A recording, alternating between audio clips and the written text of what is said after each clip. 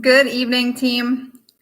I am Dr. Trissa Hutchinson, occupational therapist with the Modern Management of the Older Adult podcast. And today I am going to answer the question, what is occupational therapy anyway? Now, if you're like me, oftentimes, either when you have been asked this question or you've heard someone else ask this question, the response is some fairly awkward elevator speech that goes something along the lines of this. It's like PT, but they do more stuff like dressing, toileting, cooking. Or one time I even had a patient tell me that they were told OTs just bake cookies. So not all of this is necessarily false. In many ways, there are a lot of similarities between occupational and physical therapists, especially in the geriatric space. We share a lot of similar roles. And yes, oftentimes occupational therapists are doing lots of activities like dressing, toileting, and even baking cookies. From the surface, occupational therapy can look very simple. And as a result, sometimes it can be mistaken as less than. That usually comes from the idea that anyone can take someone and bake cookies, or anyone can help someone go to the bathroom. However, the magic is in the detail, in what we actually are doing inside of our heads, outside and away from what just is on surface level. Our guiding framework, the OT practice framework, defines occupational therapy as the therapeutic use of everyday life occupations with persons, groups, or populations for the purpose of enhancing or enabling participation. The therapeutic use of everyday life occupations for persons, groups, or populations for the purpose of enhancing or enabling participation. Further, we are a profession that pulls from a variety of professions. Our one main goal, however, as occupational therapists, is to promote health, well-being, and participation in life through occupation. So, long story short, our purpose and what occupational therapists do is we use engagement in daily occupation to support health, to support progress, to support quality of living. So we engage people in occupation to improve their lives. But what is an occupation? Oftentimes, I will be told, oh, I already have a job, or I retired and I haven't worked for a long time, or I'm not looking for a job. Because yes, occupation can be mistaken for just work or employment. However, as occupational therapists, we define occupation as everyday activities that fill up a person's time by bringing meaning and purpose for individuals, groups, and communities. So again, everyday activities that fill up a person's time and bring meaning and purpose for individuals, groups, and communities. From the classic OT occupation of getting dressed or baking cookies, to traveling across the country to walk on the beach with someone's daughter for the first time, or picking up a granddaughter so that they can reach the star on the Christmas tree, if any of you have seen that commercial. Occupational therapy and occupation engagement is literally everywhere. So, again, defining occupational therapy, using the therapeutic use of daily life occupations with persons, groups, or populations to enhance or enable participation. With our goal is promoting health and well-being through engagement in life. So now that I've told you the what of OT, I need to share with you the how. So the OT process often refers to three main parts: evaluation, intervention, and outcomes. So this is the part that I truly, truly love about occupational therapy. Specifically, I will start with the evaluation. Within the evaluation, the first thing we do as OTs is we develop what we call an occupational therapy profile. Profile. This is where we gather the subjective information and we look at all of the factors that make up an individual. Specifically, we will ask an individual about their client factors, their values, their beliefs, their spirituality, body functions, and body structure. The context, we will look at the environment. What type of home do they live in? What is their socioeconomic situation? What are their personal factors? What are their surroundings like? Do they live in the city? Do they live at home? Are they in an apartment? Do they have other people surrounding them?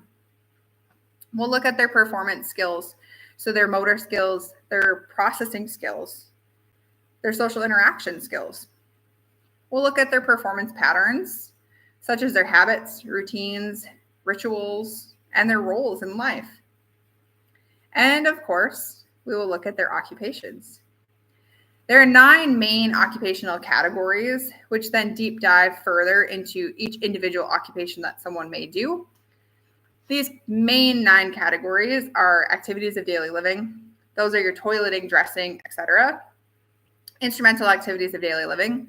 Those are your things like managing a checkbook, taking care of a child, driving a car. Health management, understanding a diagnosis, making sure that you are taking care of yourself, hygiene.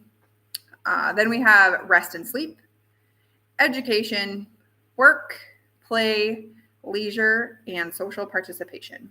All of those are main occupational categories. So first, in the evaluation, we develop the occupational therapy profile, and we look at all of these different factors that make up a person. After we have the occupational therapy profile, or occupational profile, then we need to analyze further. We need to gather specific data. So we're going to synthesize information from the profile to determine the specific interventions in our occupations and contexts that we need to address. From there, we will do an occupational or activity analysis to identify the demands of the very specific occupations. Simple example, someone's going to the bathroom. I'm not just looking at can they walk there. I'm looking at do they know how to find the bathroom? Do they know when to use the bathroom? Can they identify the steps it takes to use the bathroom, such as removing clothing, sitting on the toilet, etc.? Are they able to identify or understand when they have pants that maybe need to be changed or they've had an incontinent episode? Do they know how to wash their hands after they've used the bathroom? Those types of things. From there, after we've analyzed all the data and collected more specific activity analysis information, then we need to synthesize all of the information that we've gathered, including the occupational profile associated with our information from our objective data from activity analysis. From here, we're going to work with the patient to create goals that are meaningful to them. We're going to create goals that are meaningful to the patient. We're going to identify different values and priorities for occupational participation. And we're going to make hypotheses about their performance strengths and performance deficits. We will also make sure that we're considering their existing support systems and contexts and their ability to support the overall intervention process. So evaluation, we've done occupational profile, we've gathered some very specific data, and we synthesize this to make goals. From then, we can move on into our intervention process. From here, we develop a plan with the end goal in mind always, because if we do our job well, our patient will no longer need us. Having the end goal in mind, we provide a multitude of different occupations and interventions to support progress. The number one most important thing that I have learned as an occupational therapist is the therapeutic use of self and the therapeutic use of occupation. Meaning, I am going to find an occupation my patient wants to work towards, and then I'm going to break that down or use similar interventions to get them to that goal. Because if I only ever work on the basic foundations and never get my patient to actually engage in some form of that occupation, my patient may not see their progress. They may not actually believe that they have met that goal. This can look like education, maybe for the patient on motivation, maybe on safety, maybe on overall techniques. This can look like education for the family or caregiver. We can do training or coaching, again, for the patient, for the caregiver, for anyone involved. We can work on advocacy. So maybe our patient needs someone to be their advocate for instances with the medical system, with their doctors, with their family, with their assisted living facility, with opportunities in the community.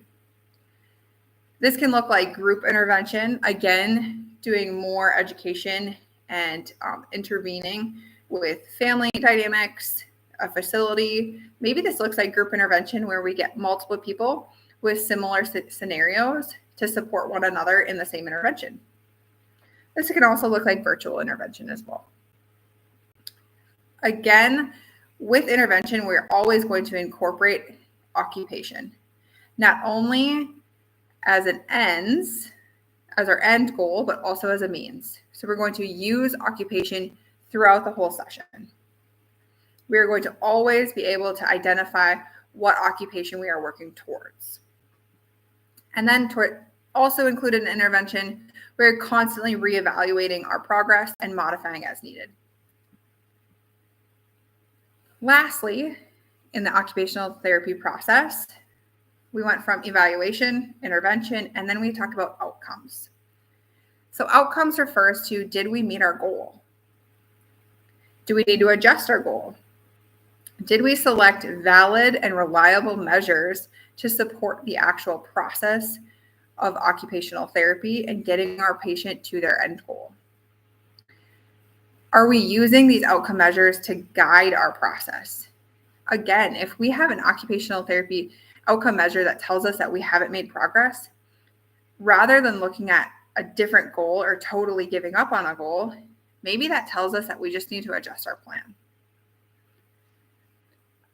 Okay, so team, we went through the occupational therapy process, evaluation. We're diving into what does the entire person look like? What is everything that matters to them? Not just their knee that came in and they come in with their knee pain. We're not just looking at the knee and getting them stronger so that their knee pain goes away and we've solved that issue. We're looking at what actually matters to them. Do they want to be able to kneel in the garden?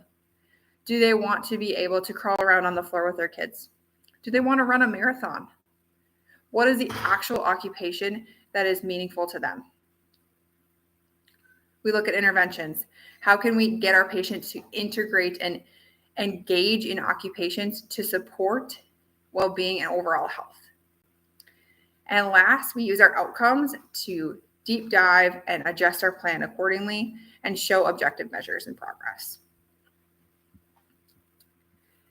Occupational therapy, again, is defined as the therapeutic use of everyday life occupations with persons, groups, or populations for the purpose of enhancing or enabling participation. Our main goal is promoting health, well-being, and participation in life through engagement in occupation. We believe as occupational therapists that no matter what your age or what your ability, there is potential to increase engagement through occupation. It is our job and our goal to find something that is meaningful and valued by each and every single person we work with to enhance and enable their life. So I challenge you, the next time that you get asked, what is occupational therapy anyway? Take an extra minute or two and explain the actual process and the actual idea and goal behind our profession and what makes us holistic and unique, supporting and changing the lives of patients in this world of healthcare. Have a great day.